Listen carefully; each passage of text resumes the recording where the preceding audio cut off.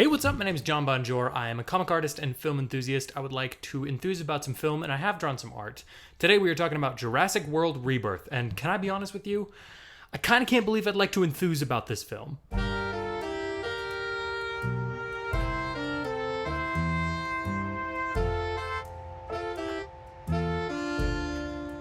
Okay, so to get ahead of some things, it is hot as beans in here, and I don't have any AC in my house, so we're just gonna be rocking on. I have a cold drink, so excuse that if it shows up in a couple of shots. Otherwise, we're gonna dive into the movie. I'd like to talk about non-spoiler thoughts and then some spoiler thoughts later on. Diving into non-spoiler thoughts, I cannot believe that I'm saying this because you saw my What Are the Stakes videos, you saw some of the other things I've talked about. I was not excited about this movie. This is not a film that I was looking forward to outside of I like dinosaurs, and I was like, sure, we'll get some more dinosaurs, that's always a plus. This is not a movie that I thought was gonna be good, or even verging on, dare I say, kinda great. Like, it's not a good film. Like, it's not a solid movie, but it is very fun. It's a summer popcorn blockbustery kind of thing. And I think for what it is, it actually works really well. Without any spoilers, the things that this movie does right are the things that I've been saying every Jurassic Park sequel needs to do, which is two things. One, be about characters, even if it's glancingly. At least have characters that grow and change and develop and have things to deal with, because that's way more interesting. It makes the dinosaur action more interesting. You can create as great a dinosaur sequence as you want, but if you don't care about the people in it, then it's just kind of nothing. It just feels empty, especially if they're all CGI. The other thing that I think it does really well is stop trying to be a Jurassic Park movie. Like, we got Jurassic Park. We got the best Jurassic Park we could ever possibly get in the original Jurassic Park. None of the sequels could ever possibly be better than that or be more than that, so why try to be that again? That's the thing that Jurassic World got, I think, the most wrong in the many long list of things that series got wrong. It tried to be Jurassic Park, and it tried to do its own thing. Even the second one, Fallen Kingdom, tried to do something a little original, and I appreciate that for it, even if it failed. This is a movie that I think tries a lot of things. It becomes a monster movie more than it is a Jurassic Park movie, and I think that's honestly what this should be. This should be the formula going forward if we're gonna make more of these, which, and again, I cannot believe I'm saying this, I actually kind of want them to do. If we're gonna be making more of these, I want this to be what they feel like. I want them to feel like big, grand, monster movie action set pieces that involve dinosaurs and happen to be based around the lore of Jurassic Park without being these really sloggish, hog-tied to the original, trying to repeat the same beats for beats, boring nonsense that every requel kind of tends to be. I'm excited to see that they're actually doing something different.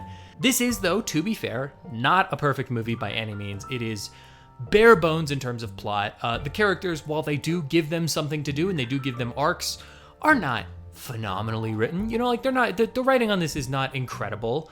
It's a solid movie. It's solid, but it's not great. I think the things that don't work the most about this are every once in a while, it just kind of decides that it's an MCU movie and it doesn't know how to do that. So there's some very silly little bits in this. There's some jokes that really don't land that I think honestly take away from the vision of what the movie was actually trying to be. A lot of this is very somber. It's very action heavy. It's very exciting, but it's also very kind of sad in a way and feels like this forgotten island of dreams.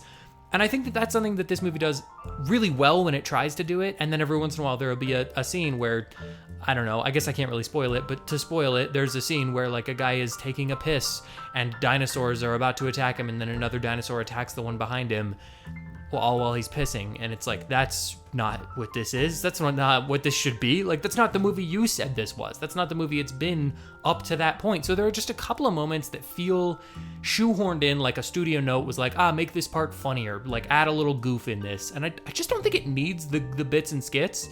There are some funny lines. There's some moments in it that work really well, but it just doesn't need to be particularly funny for me to think that it's a good movie. And when it's not doing that, it operates on a lot more cylinders than when it is. That said, non-spoiler thought that's going to kind of lead into a spoiler thought. So if you don't want to hear any more about the movie, I would say I recommend checking it out. Honestly, it's a really fun time. It's a good kind of holdover for Superman and Fantastic Four.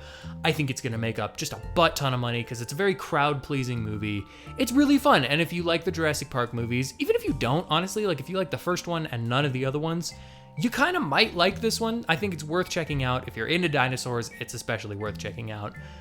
But my non-spoiler thought that eventually is going to lead into a spoiler thought is the thing that works about this movie, the thing that makes it the most fun, is kind of twofold, but it's really one. And it is the dinosaur action set pieces kind of rip in this. They are very, very good. And I think there's a couple of reasons that they work. The first and most important thing that I think works very well about them is the sense of scale for this movie is off the charts good, which is not surprising because this is Gareth Edwards. I think in my What Are the Stakes videos, I might have called him Gareth Evans. Sorry about that. That's the Raid guy. Gareth Edwards is the guy who made Godzilla and The Creator and those kinds of things. This is a guy who I don't love all of his movies. I don't even like some of his movies, but I think he's got a specific vision, and I like that about him. And he's a guy that we know can make a sense of scale in a movie. We know that he can show you exactly how big Godzilla is in a way that feels scary and grand and cinematic. And let me tell you, there's a couple of shots in this movie that genuinely make the dinosaurs feel huge and kind of horrifying. There are some genuinely scary bits, and a lot of that is due to just the sense of foreboding, ominous, like this thing could tear me to shreds kind of feeling that I don't think we've gotten in a Jurassic Park movie probably since The Lost World, and I'm pretty impressed that they were able to do that. There's specifically, and now we're kind of diving into some of the spoilers, specifically the first Mosasaurus attack scene where they're on the family is on like the little boat and they get attacked by the Mosasaurus. There's one shot in there where one of them gets kind of pushed under the boat and he's hanging onto the sail as it's going under, and you see the Mosasaurus kind of distilled in the background, and it is gorgeous. That is a shot from this movie that I would print and have just as a poster on my wall because it is absurdly good looking. There's a bunch of those, actually, a series of them that genuinely feel huge and dynamic and scary. And it's part of what makes this franchise work is that we want to see the dinosaurs. But part of what makes this movie work is that we get to see the dinosaurs and not just they're put on screen.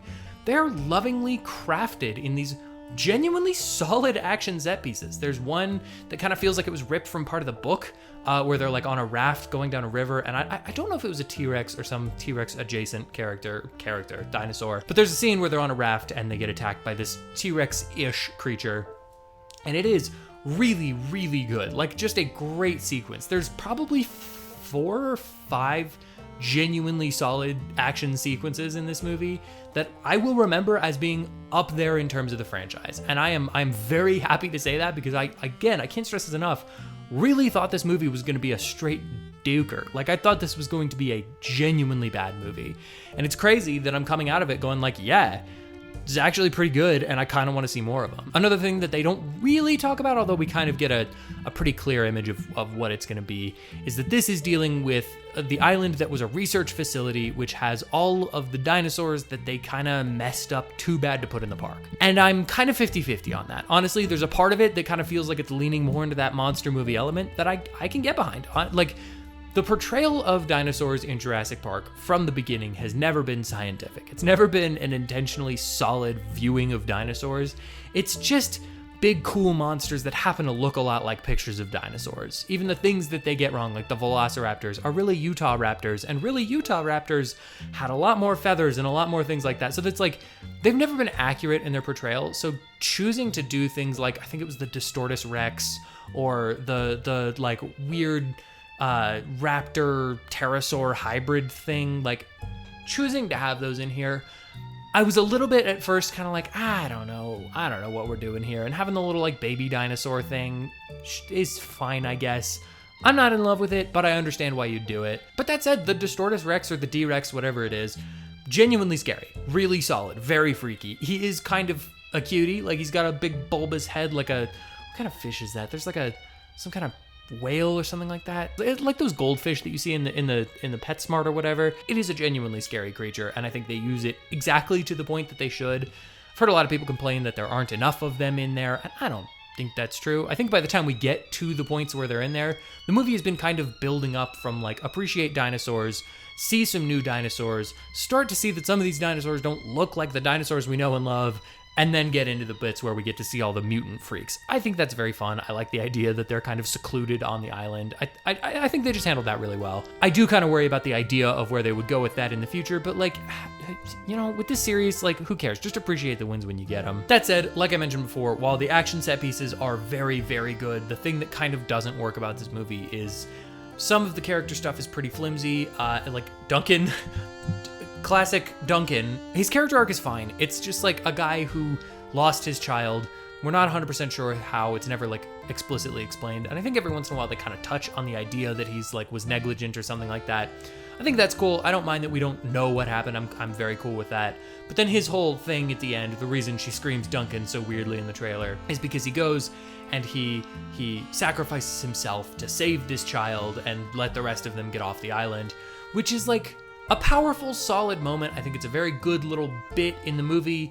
And then like 2 minutes later, he fires off a flare and they're just like, oh, cool, Duncan's alive. And it's a very strange thing where it's like, why is Duncan alive? Like, how and why is Duncan alive? There's absolutely no reason for that to be true. This is a solid movie. I genuinely do recommend seeing it. I don't think it's great. I don't think it's spectacular, but I do think in terms of Jurassic Park sequels, this is what I want to see more of. And this is something that I enjoyed watching and will probably watch again. Like, this is after the absolute, and I can't stress this enough, pure dog shit that was Jurassic Park Dominion, Jurassic World Dominion. It's so refreshing to see something that just feels like a movie that cares about being this movie, not like a movie that tries to wrap up a whole bunch of things that no one really needed to wrap up.